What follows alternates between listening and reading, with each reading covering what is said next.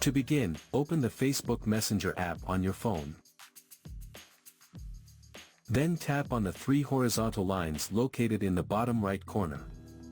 From the list of options, select Settings. Swipe up to scroll down and locate the Preferences section.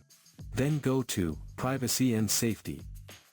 Again swipe up to scroll down and locate the section labeled What People See.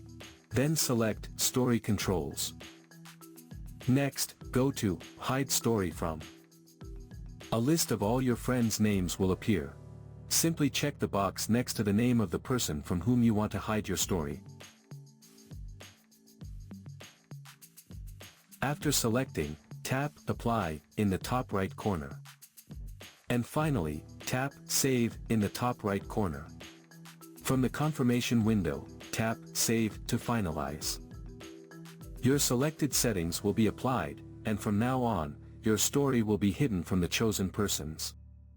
So that's how you can hide your story from specific people on Facebook Messenger.